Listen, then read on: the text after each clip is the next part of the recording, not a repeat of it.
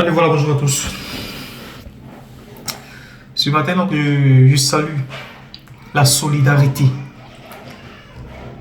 l'effervescence autour du camarade Kone Souleymane Gbagbo. Je dis camarade parce que nous sommes tous dans l'opposition. Et nous devons tous être solidaires de ceux-là qui traversent les difficultés. Il a eu à faire face à la justice française, il est passé par toute la procédure. Il est passé par toutes les procédures et fini donc au niveau du pôle administratif qui vient donc de le libérer.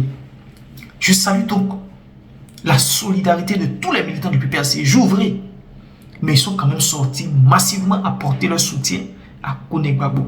C'est ça la combativité. C'est ça la solidarité. Et c'est ça aussi l'endurance politique. Quand on défend une conviction, quand on a une conviction, quand on défend une idéologie. Et c'est dans cette dynamique-là que nous sommes également avec le président Tidjane Thiam et avec notre camarade Macron Ier qui est aussi incarcéré au niveau d'Abidjan, qui jusque-là n'a pas encore été jugé, mais qui le sera certainement bientôt.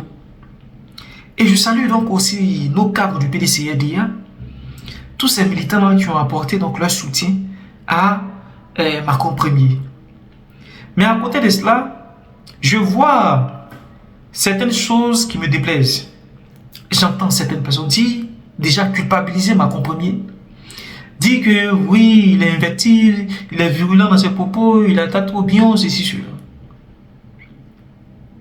Vous savez, nous sommes dans une lutte politique. Et ce que traverse aujourd'hui Macron Ier, c'est un test. Un test pour museler la communication de Thiam. Parce qu'ils savent très bien que ce qui fait le bouclier de Thiam aujourd'hui, c'est la communication. Ils ne s'y attendaient pas. Ils ne s'y attendaient pas. Parce que pour eux, oui, Thiam veut être candidat, ok, prenez-le. Mais on va le démonter très vite. Et de manière sporadique, il y a ce bouclier, ces jeunes-là, qui aujourd'hui sont sur les réseaux sociaux, qui défendent le Thiam. Donc, ayant échoué dans l'atteinte de Thiam, il faut maintenant attaquer sa communication. Sinon, on sait tous les propos virulents, la xénophobie grandissante en Côte d'Ivoire à l'encontre du président Tidjane Thiam, dont le RHDP ou le RDR aujourd'hui a fait de lui son principal rival, son principal concurrent. Comment descendre Tidjane Thiam? Tous les stratagèmes ont été mis en place, mais ils ont tous échoué. Et comme je le disais dans la plupart de mes vidéos, pour moi, Jean-Luc Bion, c'est juste un proxy du RDR. Et peut-être qu'il est obligé, peut-être qu'il subit une pression, mais il revient à tous ces gens du PDC-RDA qui veulent militer pour Jean-Luc Bion, qui pensent défendre la cause de Jean-Luc Bion, d'avoir une intelligence, d'avoir un esprit critique et de se dire, de comprendre que ce monsieur est sous pression. Parce que nous avons un pouvoir qui n'émet aucune réserve en ce qui concerne les moyens de pression. Oui, parce que ce qu'ils visent, c'est maintenir et étendre leur hégémonie à la tête de la Côte d'Ivoire, continuer toujours de diriger la Côte d'Ivoire.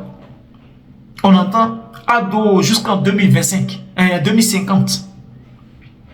Et pensez-vous qu'un tel parti politique qui voit Jean-Luc Bion comme un adversaire politique, comme quelqu'un qui peut les inquiéter, venir vers sa promotion?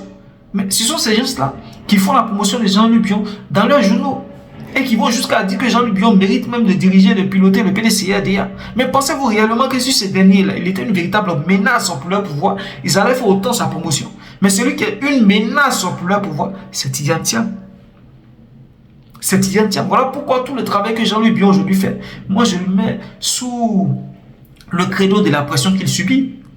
Il attaque le président Tidjane Thiam. Nous répondons parce que c'est lui-même qui a eu à dire sur le plateau de NCI qui va être très dur avec Thiam. Et il a été très dur avec Thiam. Et c'est lui qui disait que lorsque le débat politique sera enclenché, Tidjane Thiam sera hors sol. Mais le débat politique n'a même pas encore commencé. On voit Jean-Luc Bion qui porte plainte qui est lui-même hors sol. C'est Jean-Luc Bion lui-même les hors sol. Parce que c'est une toute première pour moi de voir un acteur politique aller porter plainte pour diffamation contre un communicant, contre un activiste.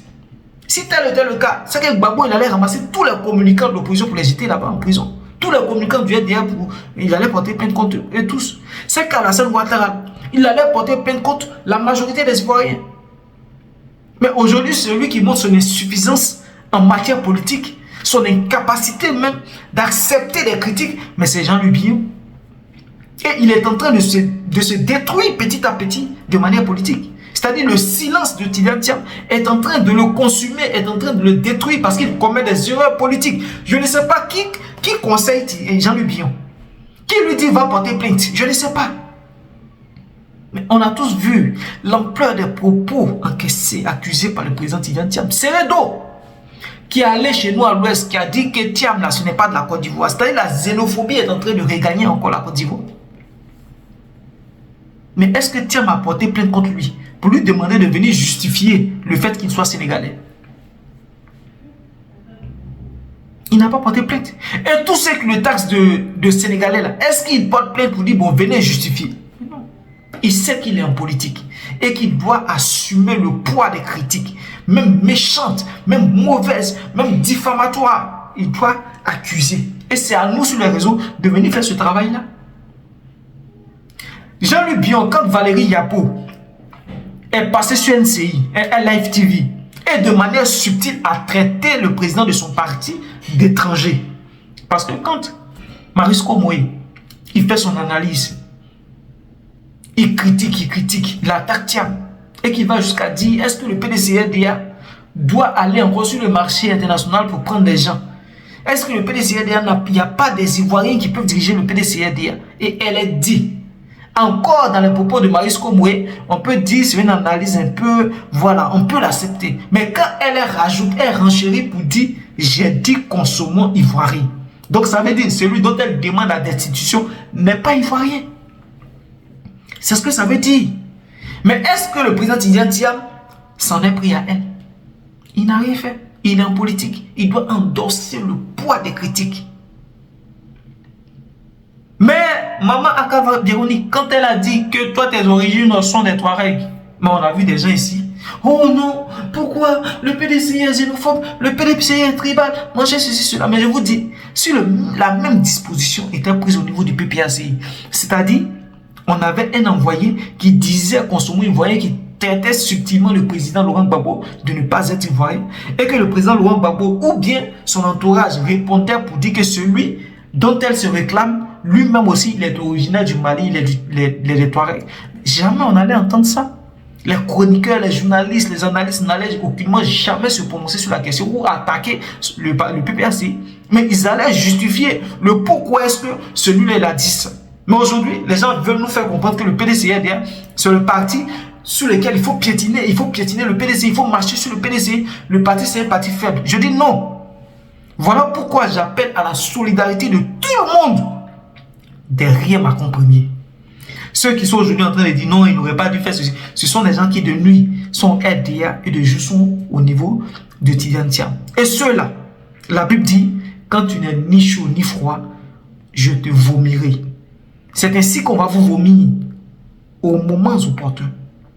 Je dis, il y a des gens contre qui nous-mêmes, là, vous êtes PDC, on va battre campagne contre vous. L'assiette que vous préservez tant et pour laquelle vous refusez de vous engager politiquement, nous allons vous arracher cette assiette-là. Les tendances vont changer et on va se voir. C'était mon message.